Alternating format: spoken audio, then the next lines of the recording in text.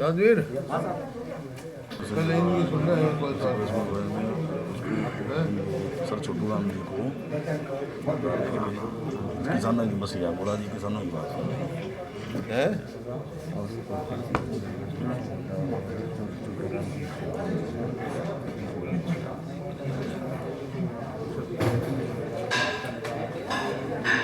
करेंगे मलिक साहब ने भी करेंगे।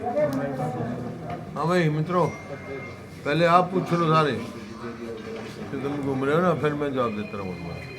तो अब आप यही चर्चा कर लेते हैं कि पहले तो चुनाव प्रचार अब अंतिम दौर में है, कल आखिरी दिन है। हाँ, तमाम समीकरण आपने देख लिए, गाँवों में दौरा कर लिया और वहाँ से भी मुख्यमंत्री और जेजेपी के उप मुख्यमंत्री तमाम जो नेता हैं वो कर रहे हैं। किस तरीके आप समीकरण लास्ट में इस प्रचार के अंतिम दौर में देख रहे हो? देखिए, जो हमने दौरा किया है, जिस गांव में गए हैं और जो जन समर्थन मिला है छत्तीस बिरादरी का, उसके हिसाब से मैं दावा कर सकता हूं कि कांग्रेस की उम्मीदवार की भारी जीत है।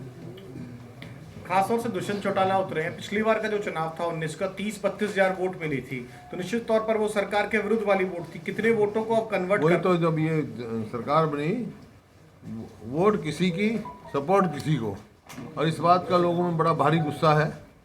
उन्होंने भारतीय जनता पार्टी की सरकार के खिलाफ वोट दी थी और फिर समर्थन वहाँ चला गया। तो जो वो वोट ले गए थे, ये वो सारी जो है कांग्रेस में आएंगी। इनेलो ने जो प्रचार शुरू किया उसमें भीम आर्मी के जो है रावण कहा जाता है जिनको, उनको लेके एक रैली कर रहे हैं। तो इनेलो कुछ है मतलब आज रैली चल रही होगी। दलित वोटों के लिए भीम आर्मी के जो रावण है वो अभय चौटाला के साथ मंच पे है आज की जो रैली हो रही है। अभी सबको मालूम है, क्योंकि कोई भी उनके कार्यकाल में गरीब आदमी को कोई काम नहीं हुआ। गरीब आदमी को काम किया है तो 3,82,000 प्लॉट 100 गज के हमने दिए हैं, और ना इस सरकार ने, ना श्री ओम प्रकाश चौटाला की सरकार ने कोई एक प्लॉट दिया। और आपका जो 10 लाख 200 लीटर की टंकी और पानी की टूटी उनके घरों तक पहुँचाई है। गरीब आदमी, दलित और बैकवर्ड क्लास के पहली जमात से हमने उसका वजीफ़ा शुरू किया बच्चों का, और मकान बनाने का काम किया। इन्हें कोई कुछ काम नहीं किया। ये सिर्फ है, और जिनकी बात कह रहे हैं आप, कभी कहीं कभी कहीं कभी कहीं। डॉक्टर साहब, जिस तरह फरीदाबाद में कुमारी शैलजा जी का विरोध हुआ था, उसको आप किस तरीके से देखते हैं? देखिए, वो तो निंदनीय है भाई। तो उसकी उसमें गए थे, एक जो घरौना कांड हुआ उसके, उसमें उस परिवार की सम्मति में गए थे, तो कुछ शरारती तत्व थे, उन्होंने ऐसा किया जो कि बिल्कुल गलत है। और वो इसी वास्ते ऐसे उसको, क्योंकि कानून व्यवस्था नाम की चीज़ तो है ही नहीं प्रदेश में। सर, अभय चौटाला कहते हैं ये देवलाल की धरती है। रंजीत चौटाला, अभय चौटाला, रंजीत चौटाला, चाहे दुष्यंत, सारे कहते हैं कि देवलाल का गढ़ होता था। सारे क्लेम करते हैं कि ये जो देवलाल का वोट बैंक था हमें मिलेगा। दुष्यंत कहता है जेजेपी को मिलेगा। अभय चौटाला कहते हैं कि वो इनेलो को वोट बैंक मिलेगा, जो देवलाल का वोट बैंक होता था पुराना। अब वैसे तो हमारे बुजुर्ग थे, 3 बार तो मेरे सामने वो लड़े, तीनों बारे हारे, और मलिक साहब के सामने भी लड़े, वहाँ भी हारे। तो रिजग्राम के सामने लड़े थे, वहाँ भी हारे थे। इसी एरिया में तो थे। 5 चुनाव तो 2 बार तो यहीं से हारे, 3 रोहतक से, 2 सोनीपत से हारे, और उसके बाद कोई भी यहाँ चुनाव लड़ने की स्थिति में नहीं आया। मुख्यमंत्री ने एक बड़ा बयान दे दिया कि अगर मुख्यमंत्री ने एक बड़ा बयान दे दिया कि एमएसपी अगर जाती है तो मैं राजनीति छोड़ दूंगा। आप लोगों ने काउंटर भी किया, वो क्या असर डालेगा बयान की? ऐसा है, क्या असर डालेगा? जो 3 कानून आए हैं, अगर उसमें एमएसपी शब्द है कहीं, तो वो क्यों छोड़ देंगे? हम छोड़ देंगे भाई, दिखा दे हमारे को एमएसपी। सवाल तो नए कानूनों का ना, पुराने जो चल रहे हैं उनका नहीं है। 2 किस्म की मंडी बना दी इन्होंने। अभी तो ये कह रहे हैं कि एमएसपी और मंडी रहेगी, लेकिन आहिस्ता आहिस्ता वो ख़त्म हो जाएगी, क्योंकि अब 2 मंडियाँ, 2 किस्म की मंडी होगी, एक ये और एक बाहर। बाहर जो मंडी है उसके ऊपर ना तो मंडी टैक्स है और छूट है, कोई कितने का खरीदे कितने का बेचे, और होर्डिंग की भी छूट है, कोई होर्डिंग नहीं है उसके ऊपर, लिमिट नहीं है। तो इसका नतीजा क्या होगा? इसका नतीजा ये होगा जब किसान की फसल आएगी मंडी तक तो आएगी नहीं, पहले ही जो है कॉरपोरेट्स जो खरीद लेंगे, सस्ता खरीद लेंगे और होर्डिंग कर लेंगे, और जब होर्डिंग के बाद जब डिमांड बढ़ेगी तो उसके हिसाब से कीमत बढ़ जाएगी, मुनाफा वो कमाएगा, पूंजीपति कमाएगा और बर्बाद किसान होगा। प्रत्यक्ष को प्रमाण की जरूरत नहीं। मैं कुरुक्षेत्र मंडी गया था, वहाँ 9 पैसे किलो आलू मिला था, 9 पैसे किलो। एक किसान आया, मिला मेरे को, उसकी आंखों में आंसू थे। उसने कहा, मैं क्या बात हुई? बोला जी 9 पैसे किलो आलू बिका मेरा, इसका मतलब 9 रुपये क्विंटल। और आज आलू का क्या भाव है? 6,000 रुपये क्विंटल। कहाँ 9 रुपये क्विंटल, कहाँ 6,000 रुपये क्विंटल? क्यों ऐसा? तो अगर ये नहीं, चौथा कानून नहीं आया तो यही नतीजा होगा किसान के साथ। टमाटर तो दादरी के पास आपने देखा, आपने टीवी पर दिखाया 1 रुपया किलो बिके, कुछ बेचे। अब टमाटर का क्या भाव है? वो 6 महीने पहले की बात, जो किसान की फसल जब ही बात है ना। महाराष्ट्र में प्याज आया, आज प्याज का क्या भाव है?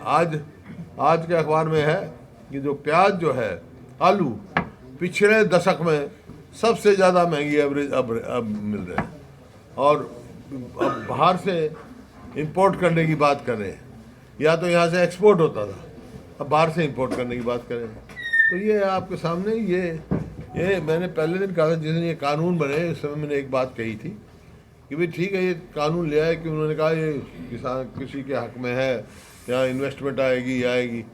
तो मैंने कहा जब आएगी इन्वेस्टमेंट, जब लाभ होगा किसान को, जब लाभ होगा, चौथा कानून साथ लेके आएंगे कि कोई भी फसल अगर किसान की MSP से कम खरीदेगा तो उसको सजा का प्रावधान होगा, वही किसान के सुरक्षित रखेगा।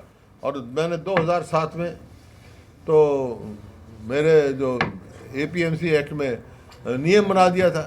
कॉन्ट्रैक्ट फार्मिंग जब शुरू करी गई, हाँ आप देखेंगे 2007 में ये नियम था कि कोई भी MSP का से कम नहीं खरीद सकता था। उसका प्रावधान ये था, उसमें जितने की कॉन्ट्रैक्ट होगा, जितने अमाउंट का, उसका 15% या तो श्योरिटी या बैंक गारंटी दी जाएगी, और जो कंप्लीट हो जाएगा और वो कॉन्ट्रैक्ट साइन होगा एनफोर्समेंट ऑफिसर और मार्केटिंग कमेटी, उनके सामने साइन होगा, कॉन्ट्रैक्टर का भी, स्पॉन्सर का भी और प्रोड्यूसर का भी, वो साइन होगा। और जो कंप्लीट हो जाएगा, जब पैसा रिलीज होगा उसका, to protect the interest of farmers. इनमें कोई वो नहीं है, और हम इस बात की लड़ाई लड़ेंगे।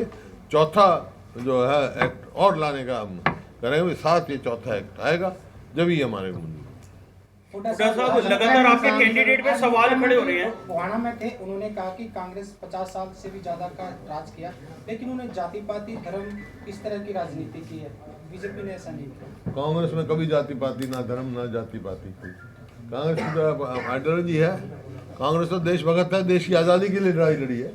मेरे दादा ने लड़ी, मेरे बाप ने लड़ी है, देश की आज़ादी की लड़ाई लड़ी। कोई एक जाति के लिए लड़ी थी।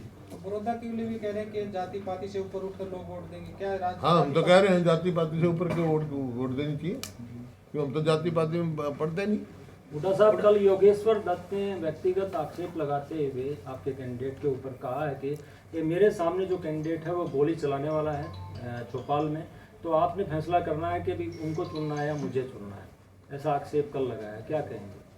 आक्षेप का मेरे पास कोई जवाब नहीं, क्योंकि आक्षेप तो लगाए जाते हैं, उसमें क्या तथ्य है? अगर वो कोई उसमें था तो आज के दिन तो कोई ऐसा उसके ऊपर आक्षेप नहीं है।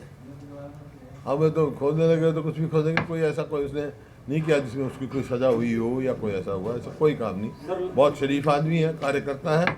उसका आक्षेप ये कि है वो गरीब आदमी है, किसान का बेटा है, कांग्रेस का कार्यकर्ता है। ने कहा है कि बड़ौदा पाकिस्तान है। किसने कहा? Deputy CM Dushyant Chautala. Deputy CM Dushyant Chautala ने कहा। दुष्यंत चौटाला ने बोला, क्या बोला? बड़ौदा पाकिस्तान। वो पाकिस्तान समझते हैं, तो क्यों आ रहे हैं यहाँ पे? जब बड़ौदा को पाकिस्तान समझ रहे हैं तो यहाँ क्यों चक्कर काट रहे हैं भाई वो? सर, उनका ये कहना है कि भाजपा की यदि सीट मिल जाती है तो बड़ौदा का विकास जो है वो गुड़गांव से भी 10 गुना ज्यादा कर दिया जाएगा 4 साल में। और सर पहले चाणा तो कर ले वो। सर मुख्यमंत्री ने कहा है कि चाणा कर लिया, सर मुख्यमंत्री ने कहा कि 1 साल की जो गठबंधन सरकार है 1 साल में हमने 167 विकास के काम किए, बड़े काम किए 167 सीएम ने किए हैं। 167 काम किए हैं उन्होंने। कहाँ क्या किए हैं? कहीं पे पानी का कनेक्शन लग गया है, कहीं ट्यूबवेल बन गया है, बड़े बड़े काम भी किए, बड़े बड़े काम किए हैं। तो दादूपुर नरवी नहर थी उसको उल्ट कर दिया, उसका कैंसिल कर दी। एक काम जो लॉजिस्टिक हब बन रहा था बावल में वो बंद कर दिया। बड़े बड़े काम किए। सर कैंडिडेट पर एक यहाँ पे रेलवे कोच फैक्ट्री थी वो यहाँ से जाती रही। एक जो मैम के पास हिसार के उरली जो इंटरनेशनल एयरपोर्ट बनना था वो यहाँ से जाता रहा। बड़े बड़े और मराठी एम्स में जो एम्स बन रहा था वो जाता रहा। बड़े बड़े काम किए हैं। सर जो आपने आरोप लगाए 1 साल के सरकार ने जो घोटाले किए, जो आरोप आप लोग लगाते हैं, उनका कोई असर इन चुनाव में देखने को मिलेगा सर? और क्या लोग दे घोटालों की लिस्ट ये दे रहा, घोटाले की लिस्ट दे भाई इसको, अभी इनको जरूरत है। एक बात और बोलना चाहेंगे, तो आप कह रहे थे कि एक प्राइवेट मेंबर बिल की बात कर रहे थे पंजाब की तर्ज पे। सरकार बार बार कह रही है कि उसमें केवल 2 ही फसल है। अगर ये ज्यादा फसलें डालें, पंजाब को भी कहें बाजरा मक्का, उनका कहना है कि इन्होंने तो मूंगफली भी डाली है। क्या हरियाणा में किस तरीके की आप फसलों को उम्मीद करते हैं? कौन कौन सी उसके अंदर होंगी? हमारा जो 2007 का मेरा वो था नियम, उसमें साफ था कि एमएसपी से कम नहीं ले सकते थे और जिस जिनस की एमएसपी नहीं है प्रिवेलिंग मार्केट से कम नहीं खरीद सकते। कैंडिडेट को लेकर खास तौर से निशाना साधते हैं कि जो कांग्रेस का कैंडिडेट है उसे सिर्फ रोहतक डी पार्क का एड्रेस पता है। हमारा कैंडिडेट ऐसा है जो राष्ट्रपति के पास जा सकता है, प्रधानमंत्री के पास जा सकता है। ऐसे कैंडिडेट को क्या करोगे कैंडिडेट जिसे जो जल्दी है का रास्ता नहीं वो बना? अच्छे खिलाड़ी हैं, राजनीति में नहीं खेलने में अच्छे। उनका फ्यूचर वहाँ बहुत अच्छा सुरक्षित था। वो कहते हैं विकास जो है वो भाजपा करवा पाएगी, जो कांग्रेस का कैंडिडेट है वो सिर्फ रोहतक तक सीमित है, विकास नहीं करवा पाएगा। भाजपा कराएगी। जो हरियाणा नंबर 1 था प्रति व्यक्ति आय और प्रति व्यक्ति निवेश में, आज किस चीज में नंबर 1 है? अनएम्प्लॉयमेंट में, अपराध की तरफ नंबर 1 जा रहा है और भ्रष्टाचार में। उठा साहब, मुडलाना के लोगों ने कहा कि हम काले झंडे दिखाना चाहते थे, लेकिन पुलिस फोर्स इतनी है, हम काले झंडे नहीं दिखा पा रहे, कहीं हमें गिरफ्तार ना कर लें। चलो मैं तो इस चीज़ को कभी वो नहीं करता हूँ। काले झंडे दिखाना मैं दिखाता हूँ, दिखाने में यकीन रखता हूँ। वो तो लोगों में एक रोष है, वो अपना रोष पता है, प्रजातंत्र का वो भी अंग है। लेकिन जहाँ तक स्वयं मेरे पे छोड़ा जाए, मैं कोई काले झंडे दिखाने के पक्ष में नहीं हूँ। मैं तो पक्ष में हूँ भाई जो आपका असली है। अब 6 साल हो गए, बड़ौदा का इलेक्शन है, बड़ौदा का जिक्र करते नहीं, पाकिस्तान का जिक्र करेंगे और करें, यहाँ के लोगों का जिक्र करो ना। ये तो वो कर रहे हैं, नरवाना वाले डॉक्टर का काम कर रहे हैं। पता है नरवाने में एक डॉक्टर था, उसने लिख दिया जैसे कह रहे बड़ौदा का हम करेंगे काम। उसने लिख के पट्टा लग के बैठ गया कि दांत के दर्द का लाजमी इलाज नहीं होगा तो उसके पेनल्टी लगेगी। एक आ गया जाड़ के दर्द का, एक मिनट जाड़ का दर्द का आ गया, बैठा दिया ना उसके पास कोई औजार, क्योंकि इनके पास डेवलपमेंट का कुछ तो है नहीं, ना कोई औजार ना कुछ, बैठ गया। तो कुछ भी नहीं, एक शीशी में मिर्च डाले हुए था पानी में, बैठा के उसकी आँख में मिर्च का पानी डाल दिया। तो बोला मैं मेरी बोला जाड़ का बता, वो बोला जाड़ छोड़ मेरी आँख बचा। बात कहाँ की करते हैं, बात कहीं जाते हैं। सर जीत बाई इलेक्शन में वो पूरी नहीं करी, यहाँ क्या करेंगे? अरे पैसे पर अपराधी जुलूस में घूम रहे हैं। प्रत्यक्ष प्रमाणिक जरूरत नहीं है। जींद में जाके देखो, जींद तो साथ है, बाई इलेक्शन में कितनी झूठी बोली, कितने झूठे वायदे किए। सारे अपराधी इनके साथ घूम रहे हैं। सर गठबंधन प्रत्याशी योगेश्वर दत्त, गठबंधन प्रत्याशी योगेश्वर दत्त जो है भाजपा का, एससीबीसी को लेकर उसका एक ट्वीट वायरल हो रहा है लगातार कि आरक्षण को खत्म कर दो। आप इसको किस नजरिए से देखते हैं? तो जी आरक्षण जो है संविधान ने दिया है, संविधान ही ले सकता है वापस, आपकी उससे नहीं ले सकता। और ये इनकी सोच होगी, संविधान की नहीं। जब तक संविधान में प्रावधान है कोई आरक्षण वापस नहीं ले सकता। आरक्षण बड़ा सोच समझ के दिया गया था, जो लोग सदियों से दबे हुए थे उनके लिए आरक्षण है ही, और हमने तो सबको दिया था, इस सरकार ने वो भी खत्म कर दिया। सर उनका कहना ये है कि आरक्षण जिनको मिला है इससे ज्यादा जातिवाद फैल रहा है, आरक्षण हटाओ देश बचाओ, इस पर आप क्या कहते हैं? मैंने बताया ना, आरक्षण उनको मिला है जो सदियों से पिसे हुए थे, गरीब आदमी को, उनको आरक्षण मिला है। बाकी मैंने तो आरक्षण सबको दिया था। जैसे जिन जातियों को नहीं मिला था, मान लो ब्राह्मण हैं, राजपूत हैं, इनको आर्थिक तौर पे दे दिया था। लेकिन हरियाणा में कोई तो हमने छेड़ा नहीं और कोई छोड़ा नहीं, और इन्होंने वो भी रद्द कर दिया। वहीं सीएम साहब ने आज ये कहा है कि 3 तारीख तक बड़ौदा की जनता की जो केंद्र है वो पाले में है और 11 तारीख के बाद हमारे पाले में रहेगी विकास के मामले। कौन कह रहे हैं? सीएम साहब 3 तारीख तक किसके पाले में है? जनता के। अच्छा, 11 तारीख के बाद समझा नहीं मैं। वो कह रहे हैं कि अगर विकास करवाना है तो योगेश्वर दत्त को जितवाओ, अगर जनता के पास 3 तारीख तक का समय है और नहीं जिताएंगे तो क्या होगा? विकास नहीं होगा, यही कहने का मतलब है उनका। सबका साथ सबका विकास कहा गया, जब तो चौगरोदा में विकास नहीं हुआ। नारे देते हैं सबका साथ सबका विकास, अब कहते हैं भाई 6 साल तक तो यही मतलब है ना, नहीं विकास होगा तो ऐसी बात। बाकी जहाँ बीजेपी बनी हुई है वहाँ करवा दिया विकास। जहाँ वहाँ जींद में करा दिया, जहाँ बीजेपी का MLA है। करनाल में जहाँ से स्वयं MLA है, मुख्यमंत्री बनते ये कहा था मैं कल्पना चावला मेडिकल जो हमने बना रखा था उसको यूनिवर्सिटी बनाऊंगा। एक 4 दीवारी बनी और कुछ भी नहीं हुआ 6 साल में हमने पूरी इंफ्रास्ट्रक्चर खड़ा कर दिया था यूनिवर्सिटी का। थोड़ा सा बीजेपी लगातार कह रही है कि अंबेडकर जयंती हो तो सरकारी खर्चे पे उनकी तरफ से मनाई गई, आज भगवान वाल्मीकि जयंती वो सरकारी खर्चे पे मना रहे हैं दलित वोट बैंक को लुभाने के लिए। तो कांग्रेस के पास ऐसा क्या है कि दलित वोट बैंक जो है वो कांग्रेस की तरफ है? कांग्रेस गरीब आदमी की पार्टी है, गरीब आदमी की लड़ाई है। 3,82,100 गज के प्लॉट दिए, इन्होंने एक प्लॉट दिया तो नाम गांव का नाम और वो बता दें।